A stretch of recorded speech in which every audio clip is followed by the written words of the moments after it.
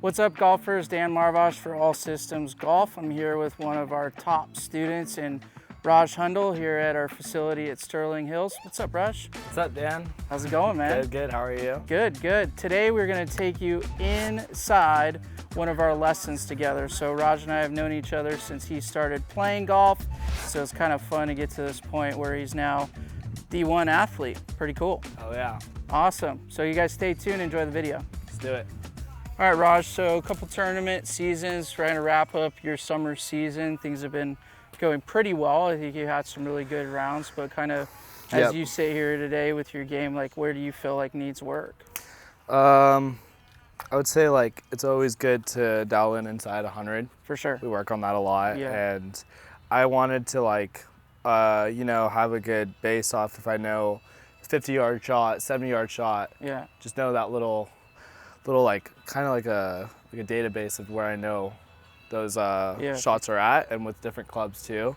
That's always needs work. And then swing, just seeing a good ball flight. We like to see the ball start left and go right. Yeah. And when it's not doing that, we work to go achieve that. So those are our two main things. I'd say Awesome. right now. Yeah. I mean, we're always looking at wedges. I think, I preach it at every single lesson, like starting off with say 30 yards or, going up in 10-yard increments. And we're at 7.2. We're actually looking at very detailed how good we are at carrying those distances. 100%. And at a D1 level, that's got to be within 3 yards all the way up to 100 yards. Yeah. So let's just start and warm up. I'm kind of looking at the yellow flag and kind of hit me a couple that are 50 yards, and then we'll do some that are a little longer. Okay.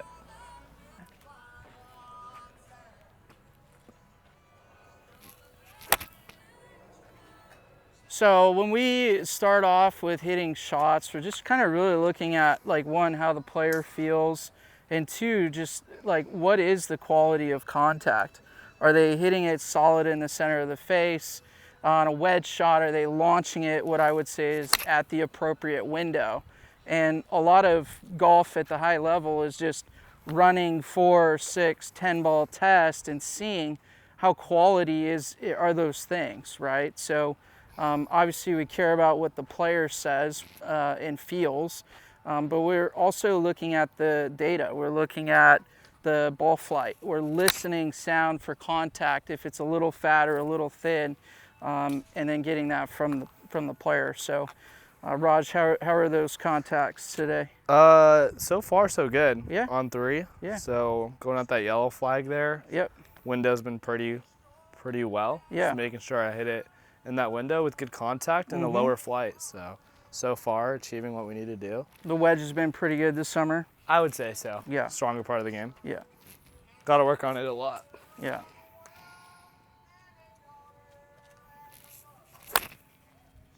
That was a little heavy. Yeah, that one's a little heavy there. So like Yeah. I would say a little toe. Yeah.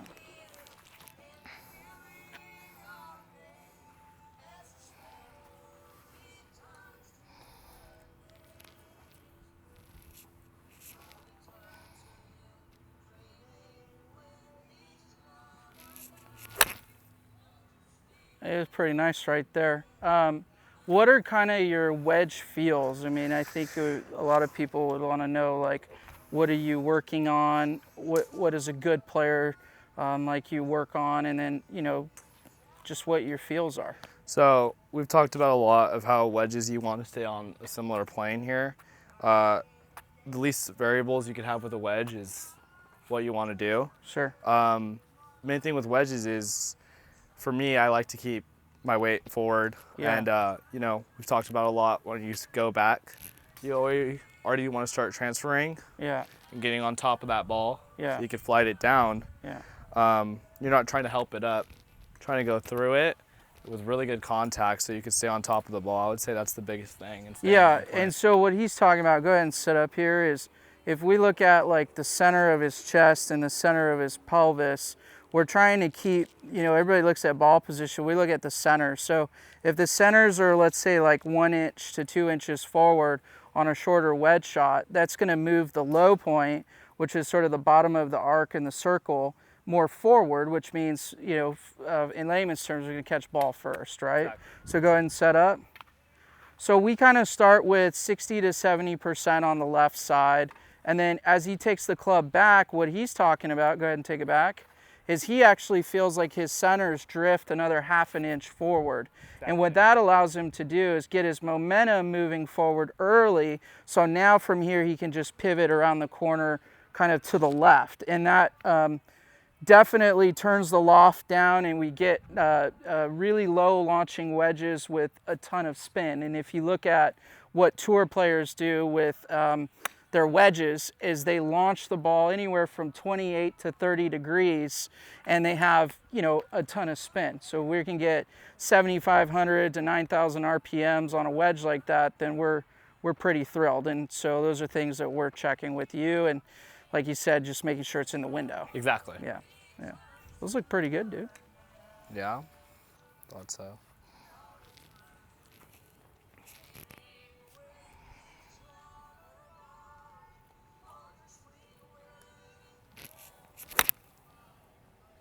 And then obviously, like homework wise, him being able to go to 7.2, use the TrackMan and see, you know, out of 10 yardages, how many of them is he hitting within that 3-yard window. And so, you know, that's kind of part of working with a better player, is prescribing them, you know, good drills that fall in line with where they want to go as far as their goals.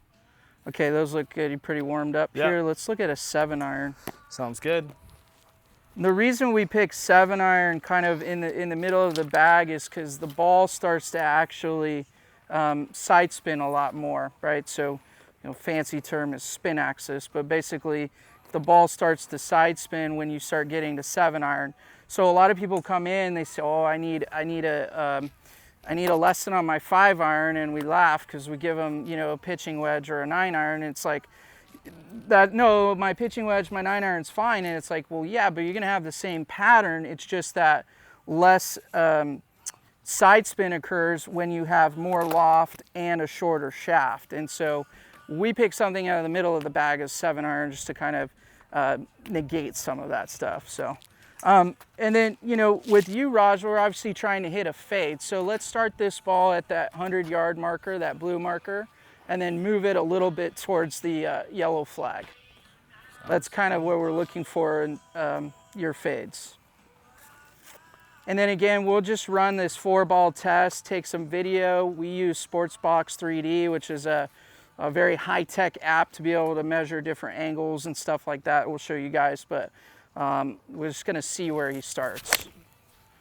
All right, beautiful. Fat and pull hook, so that's gonna get us off to a good start. Thanks, man. Don't worry. This is gonna be it right here.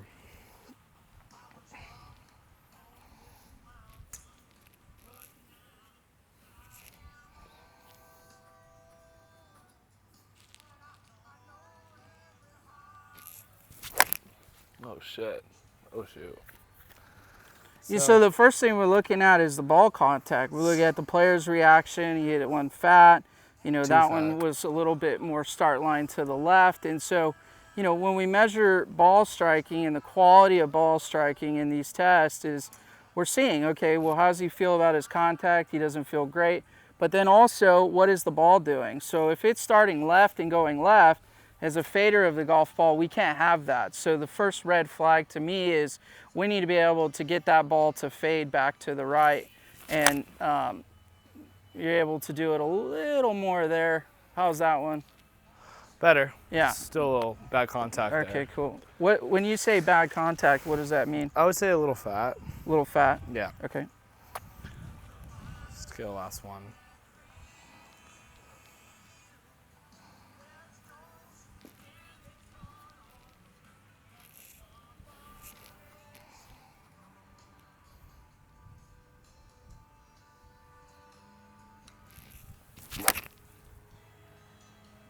There it is. Yeah, that's kind of more in your window right there. Yeah.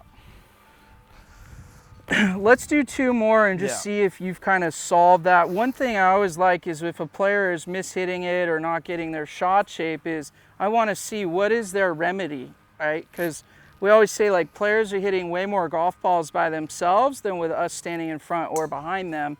And so we want to know, like, with especially good players, is we want them to understand, okay, what are we going to go through? What do we need to do? Are they going to do it through feel? Are they going to do it through skill development where he just tries to get the low point more forward? You know, what does he do as a player in order to get his shot shape? So I would ask you, Rod, I mean, the last couple there were pretty solid. Yep, really good. What is it that you did to kind of remedy a little of that left shot and also a little of the low point back? Yeah, so I was hitting the last 2 or 3 fat. Yeah. Not catching ball first, I would say. I was just making sure that when I get back, I started to get my left knee over that ankle, got my weight forward, and from there I can do my pivot. Yeah. I think on those first couple shots, I wasn't really transferring my weight, so I was stuck a little behind, but finding the groove a little bit now.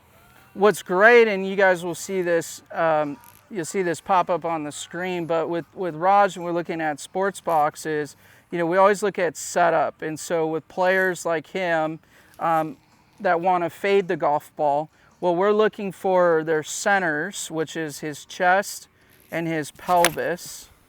So we'll see those lines drawn here. This blue line is the center of the chest, yellow is the center of the pelvis. And so if you want to fade the golf ball, you know, typically faders of the golf ball are going to stack those. And so some of his draws is he gets a little bit more tilted in his back shoulder to try and make sure the ball kind of starts more right. But the problem with that is his path gets a little underneath and then he starts to hit a little bit more of a draw. And so the first thing I check for with him is to make sure that his what's called sway gap, which is just the difference between the chest and the pelvis, is closer to 0 or within sort of less than an inch. And today it is, so we like that. The second thing I look at is what's called chest side bend. So his right side and how much he bends his right shoulder is kind of influencing that sway gap number. But we can look at those individually and say, okay, well, you might be stacked pretty well, but maybe you have your right side a little bit lower. If the back side, the trail side, is lower than the lead side, significantly lower, I should say, you're going to increase that push draw pattern. So if you're a slicer at home, that might be a great way for you to set up to the golf ball is split the center, so get your chest center more behind your pelvis center and feel like your trail side is a little bit lower than it normally is. That's going to introduce a path that's more in and out, a more shallow angle of attack, and get the ball to start right and start, you know, falling to the left. So, and then taking you through, Raj, just if you want to take a look at these real quick. Sir. Come on over here. So your sway gap is good, you're at 0, so you got more fade stuff. That's you more stacked over the golf ball. We've talked about that. Yep. And then good players on the backswing are gonna move off the ball, so their pelvis is gonna actually sway a little bit. You do that very well. And then what you'll see is that you start kind of moving back to the left a little bit early, which is fine, but let's see what happens when you start to do that. So as you do that and go into impact, I mean, you have really good numbers as far as things go. The one thing I would say, and this deals with the ball starting right and falling left, is typically players that fade the golf ball have more chest turn than side bend. So you can see your side bend number is within our window, but your chest turn is lower than the side bend number. Yeah. Okay, that generally creates a ball that starts more right. And for somebody that wants to start a little bit more left, I think the one thing that we can do, especially because you said that you were hitting a couple of them fat, definitely getting the left knee out over the ankle. But what that should introduce is the ability to get the chest around a little sooner. Okay. And basically we were going to get this right elbow a little bit more in front of you, so your low point moves forward, but also you get a little bit more curve, a little bit more fade. So, perfect. You know, we're just going to clean that up a little bit, and then we should be good to go as far as that goes. Let's do it. Let's go ahead and get you set up here, bud.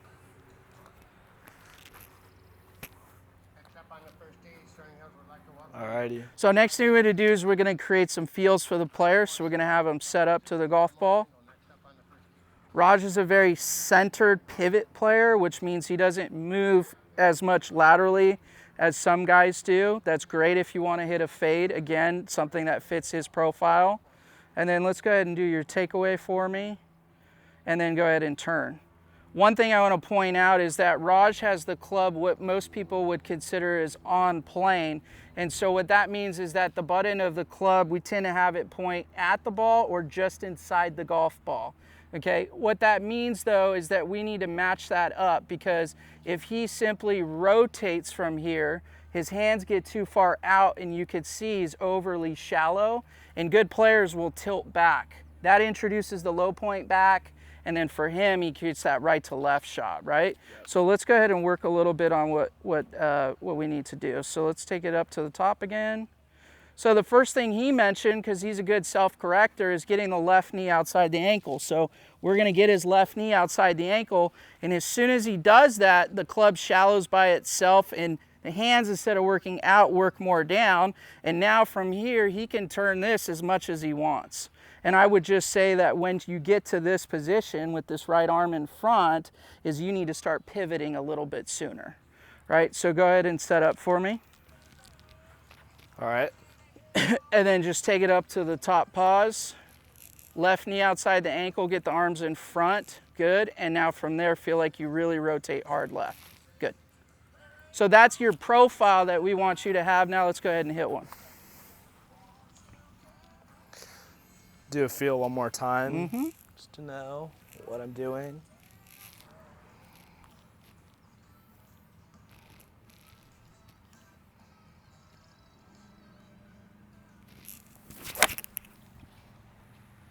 Sweet. And just like a good student should, the ball starts to the left and falls back to the right. So we like our players to understand their blueprint, so they know, okay, these are the things I want my body working towards. And then what we call error detection, which is essentially if the ball's doing something we don't like, we want Raj to be able to self-correct. And so now, if he sees his ball starting right and falling left, he can measure data or send it to us, or on his own, he can check some of these things. Oh, at setup, I need to be more level with my shoulders. And that is going to help him increase his fade shot.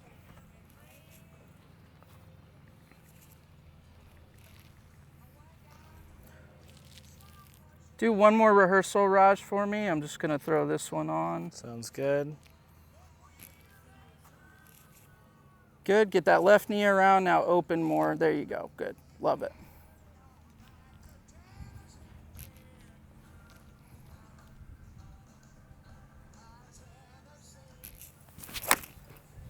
Love it.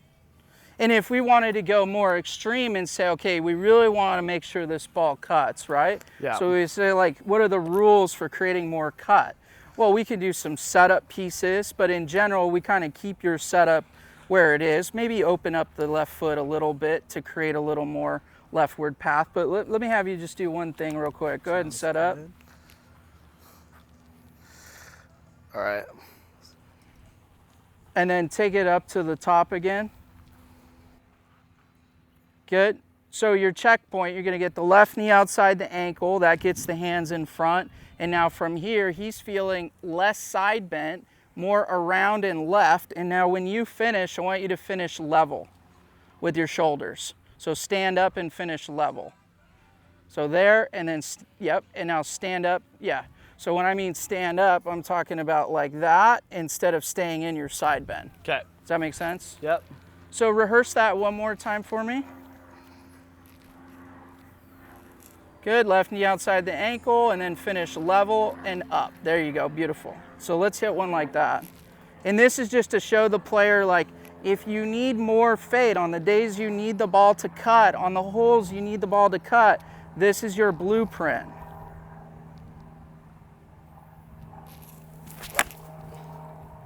And you see, like on that, like the ball might have started a little more right than he wanted, but it guarantees the ball fades. Yeah. Right? Definitely more fade. And like we always tell our players, is like your responsibility is for the club face. A lot of people take a lesson and they think, oh, if I hit these perfect positions, all of a sudden I'm going to be able to create draws or whatever the case may be. It gives you opportunity to do it, but your responsibility, as you know, is the face. So the last thing we do is we get out of technical and we go more into external thought with a little bit of performance training. So what we're gonna do is we're going at the yellow flag, that's his finish target, and he's going to hit, we would normally hit 10 golf balls, where we would rank them on a scale of 1 to 10, 10 times 10 being 100 points possible. And now he's going to go through his feels and actually execute as if he's on a golf course or in a tournament with these feels and test them and see how well does he do at starting the golf ball to the left of his intended target, how well does he contact the golf ball, and how well does he control his curvature on the golf ball.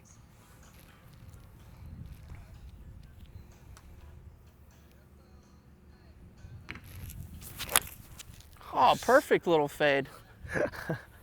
It started left and went right. And we create a scale. We create a scale for players. So go ahead and run a process for me, Raj. Go ahead and go through your feels again, and then incorporate that feel into your routine, your pre-shot routine.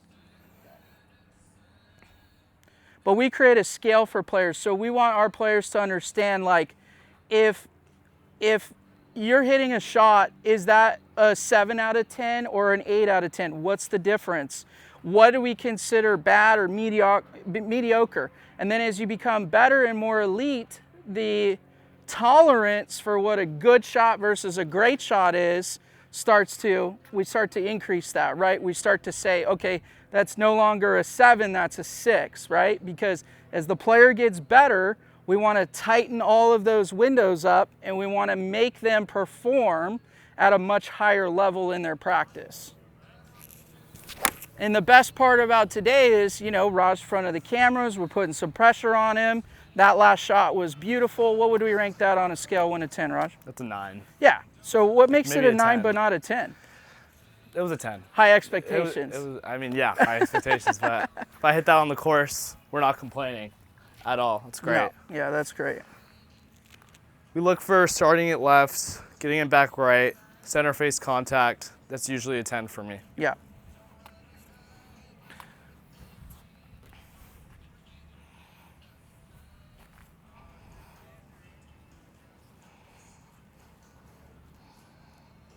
All right, get into the process.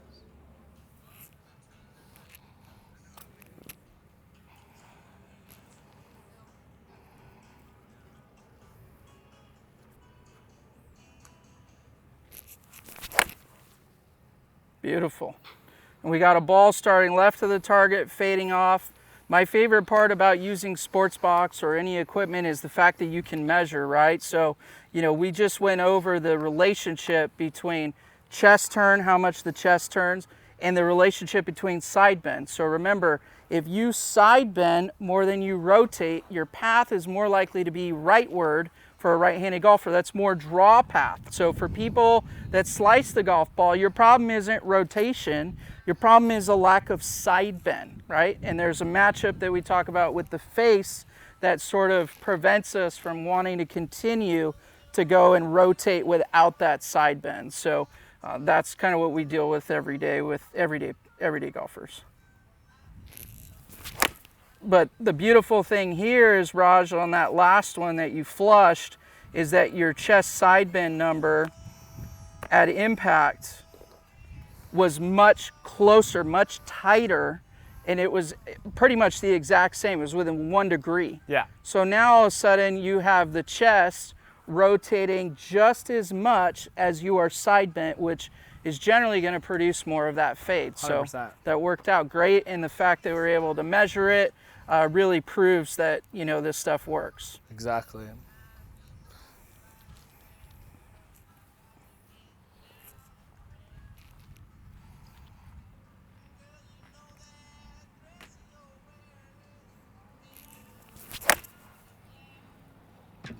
I mean, those are pretty flushed. Yeah, they're great. All right, so Raj, we're gonna play a couple of holes just to kind of see how the feels are and kind of put it to the test in the environment. But I think your story is cool. Like, I've coached a lot of juniors and seen some pretty cool stuff as the kids grow up, and that just means I'm getting older. But for the viewers, I think they would really appreciate it if they understood a little bit about like what your journeys look like in golf, like how you started playing soccer and going from there. Yeah. So I started golf seriously around freshman year, and I would say that I've been playing for serious golf competitively for 4 years. I didn't play golf before that, like nothing. I came to him, and I was just a blank sheet. Yeah, scrub, blank sheet with a lot of passion. So, after that, freshman year, we made the varsity golf team, and we went to work, and there was definitely some ups and downs, as there's always going to be, but 4 years now, and we're committed to Division I school. That's pretty impressive. I would say that my message is it's never too late to start anything in your life, whether it's starting that workout or starting that golf career or anything. Anything's possible if you have the right people with you, and we have one of the right guys with me. So, man, not just a good golfer, but an inspiration to all. Look at that. Yeah, I mean, Raj has been special just because somebody that started 4 months before the season came to me and said, look, I've been a soccer player, but I want to play golf. And I kind of laughed and was like, all right, well, this is what it's going to take, and here's where we're going to go. And we'll put on the screen what his old swing looked like because, obviously you'll laugh and say certain positions and stuff look kind of funny, and you used to hit thin heel shots. I think you were famous for the most shanks in a session for sure. We definitely had our share of shanks, but that DNA, that profile, we still kind of use some of the good stuff, and then some of the bad stuff creeps in here now and again. But it's cool to see how you changed, and obviously your swing is a lot different than it used to be. 100%. Lot of lessons, time, understanding. I think what the difference is now to back then is we really have dived into the golf swing and how to correct the golf swing on your own, as we talked about in our lesson just there, self-correction. And I think one of the most important things that got me to, I'd say the reason I got to the state championship this year was because I was able to on course know what my body needed to do to fix the bad shots. Instead of taking 5 shots to make those corrections, which could be 5 strokes, took 1 shot and you were right back in it. So understanding your golf swing is one of the top 3 most important things for me. Yeah, and at the end of the day, as coaches, we care how it looks because that can affect how it functions. But sometimes golfers get wrapped up in how the golf swing looks to them, and they're not paying attention to what's the most important part, which is that 4-ball, 6-ball, or 10-ball test of what is the ball doing? What is your pattern, contact-wise, direction-wise, curvature-wise? And if we hold ourselves accountable as coaches, and he holds himself accountable as that's the only determining factor on what we make adjustments to, then you only get better at those things. 100%. It's been really good, and we're going to keep it going, so. Let's go play a hole. Awesome. So we're out here on hole number 10. We're going to put these feels to the test. One of the things we always talk about with great players is what their options are off the tee. And it's basically, the recipe is hit the longest club you possibly can that doesn't bring in trouble. So from the tips out here, on the right side with the bunkers, it's not in play for Raj. We'll pull up on the screen how far that is. On the left side, there's bunkers. But again, if he hits his drive, we feel like we take those out of play. Exactly. Cool. And the fairway opens up quite a bit, so we're just going to take those feels and test them and see how he does with the shot. Let's do it.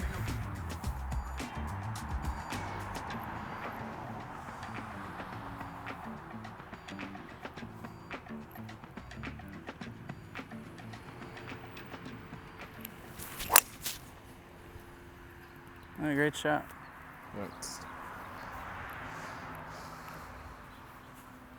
That went nowhere. It's in the wind. It's in the wind.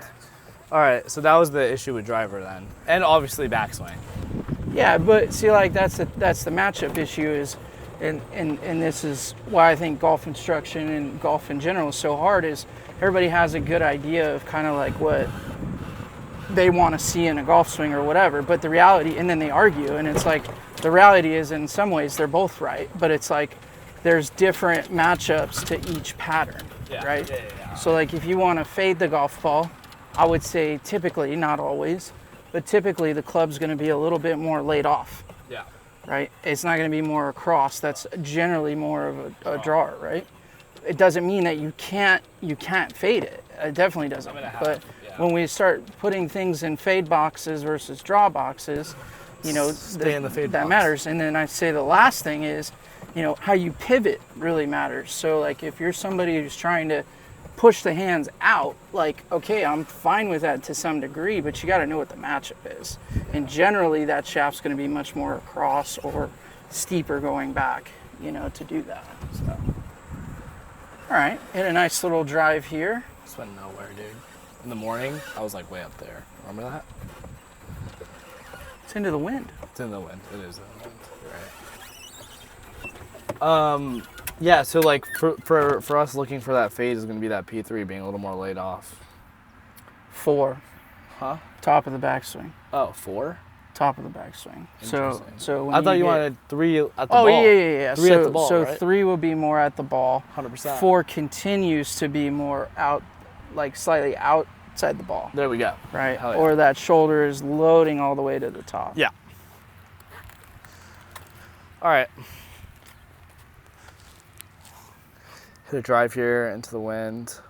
We got 120 left, so gaming with the wedge. Hit one here, like that was even a little spinnier, but he still cleared his bunkers, and that's the important part about club selection is understanding, like, if you know, even on your like misses, that you're still gonna carry this. Like some people would say, well, there's bunkers, I should lay back. It's like, well, you know, we don't want to give up 30 or 40 yards unless we absolutely have to. And so that's why we hit driver here. Yeah. What's your yardage? I have 122. Okay. And then first thing I think is just like assessing the lie. So kind of tell them a little bit about what that lie is going to do. So the lie is a little bit above me. So this ball's going to definitely get in the air pretty quick. Yeah. The ball's almost sitting really pretty, really up. So there's a little bit of wind. This ball's going to try to get up, so we're going to try to stay down on that one to keep it as low as we can. But, how do you hit it lower?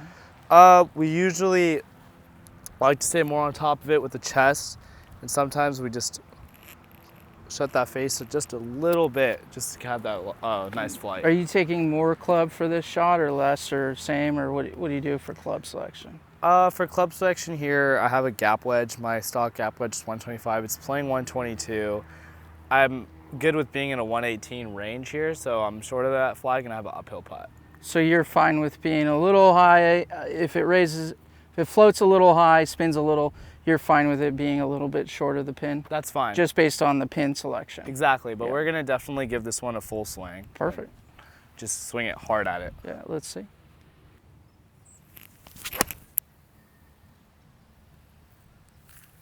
Definitely got it back there. Should spin right. Yeah.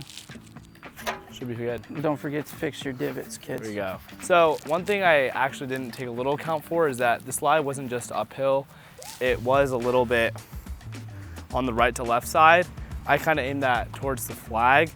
I would say on this shot, if I had to redo it, I would aim a little more right because it jumped a little bit left on me because I thought I hit a good shot there and just a little left, but we'll know for next time, right? We're putting.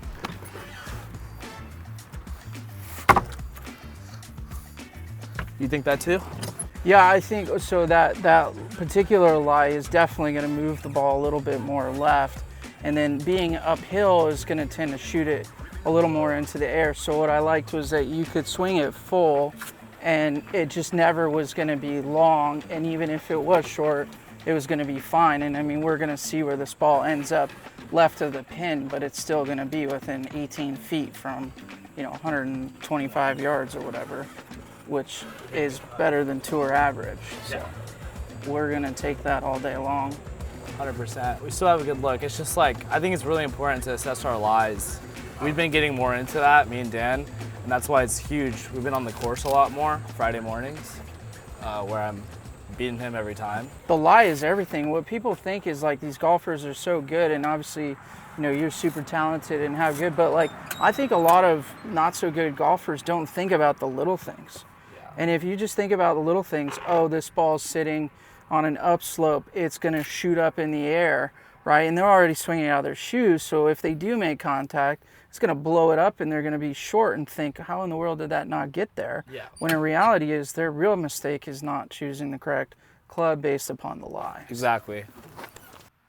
All right, Raj, about 16 to 17 feet, and then just kind of tell us a little about how you read your putts and your putting process. Yeah, so I think it's really important. Putting is the most important part of golf. It's gonna break you from a low round to a high round, and I would say a lot of the good golfers know that if you're having a good day in the 60s, that it's due to this thing right here. So putting process is really huge. I think it's really important to have the same process every time you putt. I usually start off, give one look over the hole, and then I always go check what I would say the low side is, so I can just read the slope here. So I'd go 15 feet, and I see that this putt is downhill to begin with. It's on a little bit of a hill, and then it's relatively flat from there. From there, I kind of step into where I think the breaking point is, which I would say is right around in here. Sometimes I would say faster greens, I tend to get a little bit of a feel just to know where I'm at.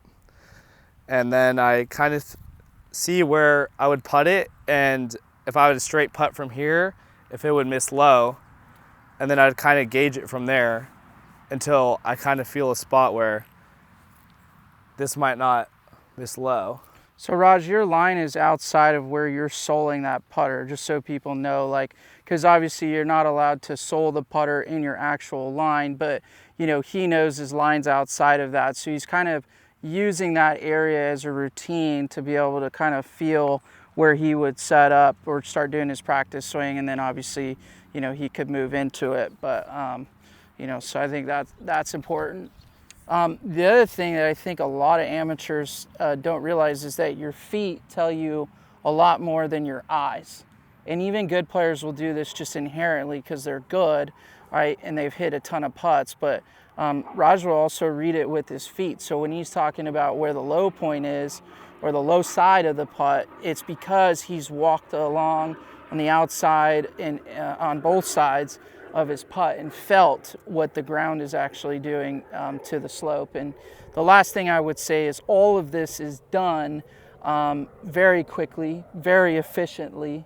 Most of the time while somebody else is actually putting, most of this is accomplished, but we want you guys to see kind of what that whole process looks like. So Finishing up this putt, I've seen the slope is kind of coming to the left here.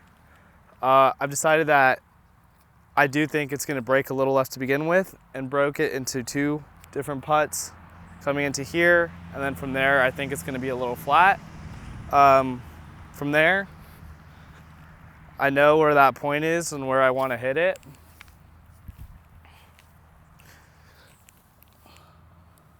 Always use the line. You're really a line guy, right? You always use it? Always use the line. Yeah. And, you know, good players do line or no line. If you're going to use it, trust it. Kind of see it. Stand over it just to make sure I know I can feel where it's at. Sometimes I'll do a little adjustment like I'm going to do here. Now, step into it.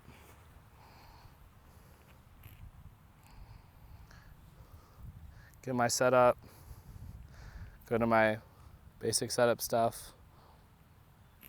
From here, one look for line, speed, should be good.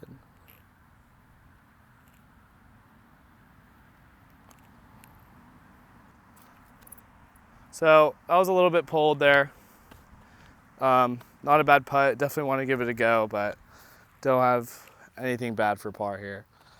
Yeah, and no stress pars are always the best pars. People don't realize, like, even the best players in the world are under 40% when it gets outside of 10 feet, and so having realistic expectations and understanding that speed's the most important part of a good player's putting practice and preparation, and understanding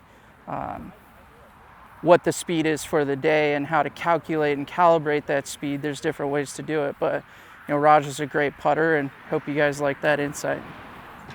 Are we running one more hole? One more hole? Sweet. Yeah, that was a little bit pulled there, but speed was the main thing. Is stress-free pars, like Dan said, are just. I was watching that putt, like, it was interesting because, it looked like it went left early, but then it looked like it was going to go back right towards the end when I read it. And sometimes we always look for, like, we look for more break than there actually is there, right? Yeah. We can maybe overthink or overread putts that might actually just be straight, but yeah, we just look for patterns. Yeah, and I would say learn from every putt. Because shorts, you gotta look at like shorts to red, like that's a red light, right? Yeah. Left is red light. Left is red light, and so we have a green, red, yellow kind of system, right? So when we look at a green, we look at a pin, we look at sections instead of just the pin. And then, so green light is basically we do whatever we want, we go at the pin. Yellow means we have to have some caution or at least play to our fade side because he fades the ball. And then red is like no-go zone. Like we always want to kind of know exactly what we're wanting to do, but also that kind of starts with what you don't want to do, right? And so here, short's no good, left is not really good. So yeah, playing at the pin with your cut pattern, I think is perfect. And what would we say the yardage was? 168. 168, so that's a 7-iron for you? Yeah, we're gonna choke down, hit a little soft 7 here. I think a driving range like 3/4 should be fine. 3/4, yeah. 3/4. All right. With tee boxes over there. Yeah, that's a good idea. All right. Let's try to do what we worked on the driving range and bring it out to the course. So we're gonna start with our pre-shot routine, what we worked on, get our feels there.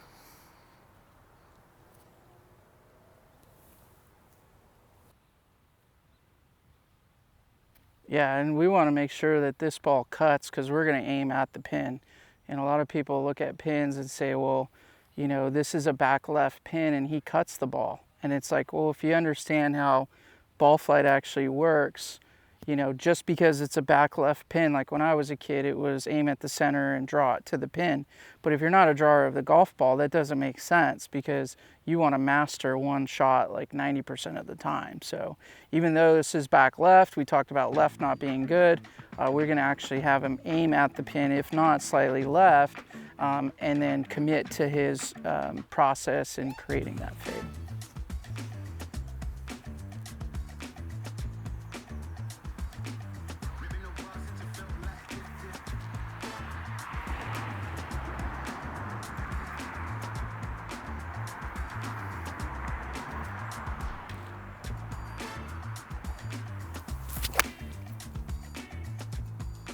So good, dude. Thank you. So that's perfect. so like we said, if I was on the range, that'd be my 10 out of 10 shot. I hit my 3/4 7-iron, started it left of the flag, cut right, and then we should have 18 feet, and we're gonna try to make it this time. What I love it, and this is where I think everyone can learn, is like if you know and master your pattern, you have the ability to take on basically any pin, right? So even though that's kind of what I would say is a dangerous pin, we're able to take that on because we trust the yardage, and more importantly is we trust what ball flight we're gonna hit, right? So we get that feel from the range, from doing drills, but then also that's that 10 ball test, right? 10 out of 10 balls where we're starting that ball for sure on the left side, but we are making sure this one has to cut. And so testing it on the course and then seeing it in action and then execute it perfectly. All right, that's good. 17 feet from 170 yards will get you inside the top 10 on the best on the PGA Tour. So one of the things too is like having realistic expectations. Like people don't realize like from 100 yards, the best players in the world average like 15 feet from the hole. Yeah. So when you hit like a 100-yard shot and you hit it to 25 or 30 feet, like that's a pretty good shot, you know, and obviously we strive to bring that in and tighten it and look at patterns and stuff. But like if people don't have realistic expectations, it just turns into like this cycle of like, I'm not very good at golf, golf is hard, this, that, and the other. And then they get a few loose swings and then it just creates this like circle of not so good things. Nice shot. That's pretty close, huh? It's closer than 17 feet. It's probably about 12. Yeah. Nice. And you're right, I would say that was a more dangerous pin, but we didn't make it dangerous. For sure. We're just gonna pace this off. One of the things I like to do with really good players is actually have them record what distance putt they have for their first putt, and then is it right to left, left to right? Because when you get into the nitty gritty for really elite players, like we're always looking at patterns. And so how far is their average proximity to the hole when they hit a green in regulation? What is the length of their first putt, their second putt, and hopefully not their third putt? And then if it's right to left, left to right, are they missing on the low side or the high side? Now, it sounds complex, but when you're dealing with players that are trying to shave 1 to 2 strokes per round, and that gets them in the elite level of you know, Division I or college golf, like that's what you have to do. And so, you know, keeping track of those is, you know, imperative if you want to be an elite level player. So this is 15 feet down the hill, right to left. I mean, can't really ask for a better look. You know, tour average on this hole is going to be just over 3 probably. This is a tougher pin, and so making par here, anything under that's just a bonus. Alrighty. I would say we got a read here. It's downhill putt. Really ideal here. It's got some movement to it. So try to make it. If it misses, miss it on the high side here.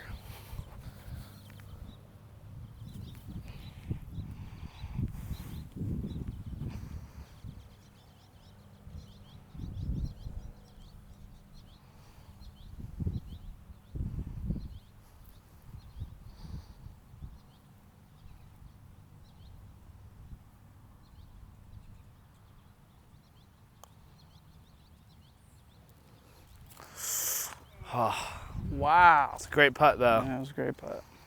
Wow. A lot of movement there. So with those types of putts, you hit your line, you hit exactly where you wanted to go. I'm never frustrated with that type of putt. And it's not about making the putt, it's about seeing this line, having it go end over end, and you hitting your speed there, and then you move on to the next hole, and you do it again, and hopefully you'll make a couple.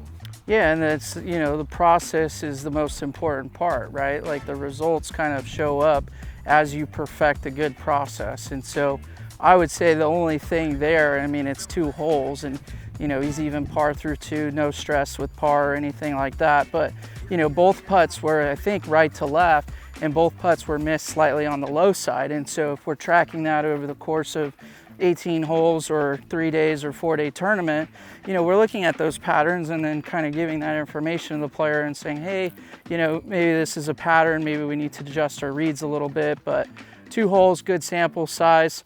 Raj is a great player. Raj, where can they follow you on Instagram, follow your golf? Raj's golf account on Instagram, gonna be at Merrimack Golf, so if you want to give them a follow. Hoping to do good things in college and keep working with Dan Marvosh. If anyone's in the area, it's a great guy to go to. He'll get you good. Sweet. We appreciate you coming out with and helping us out, Raj, and we're obviously stoked to see where you're going, and we're excited for the future, so let's get it. Oh yeah. Thanks, guys.